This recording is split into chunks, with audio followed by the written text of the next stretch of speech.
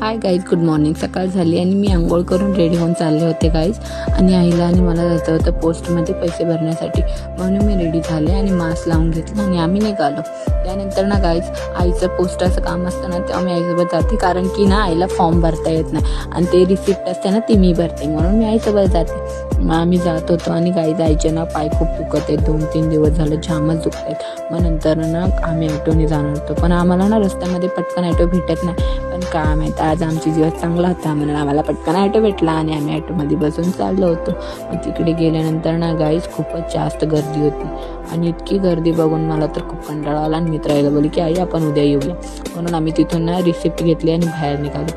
मग आम्ही ना अण्णाकडे गेलो आणि मग आई बोलली की मी अण्णाकडे थांबते. मी आईला अण्णाकडे सोडले आणि मी पण द्राक्षे घेतले आणि घरी निघाले, कारण गाईज मला ना द्राक्षे खायला खूप आवडतं. आणि घरी आल्यानंतर मी मास्क काढला आणि मला इतकं गरम होत होतं गाईज, खूप जास्त. आणि मी असंच बसले होते, कारण घरी एकटी होते आणि मी आता फक्त मोबाईल बघत बसणार आणि झोपणार होते. त्यानंतर मी अल्केशला कॉल केला की अल्केश ये कॉल. मग अल्केश बोला हो येतो थोड्या वेळात, म्हणून मी अल्केशची वाट बघत बसले होते. आणि अल्केश आल्यानंतर आम्ही बाहेर पण जाऊ असं माझी इच्छा होती. मग अल्केश आला आणि त्यानंतर आम्ही बाहेर निघालो. Okay guys, bye bye.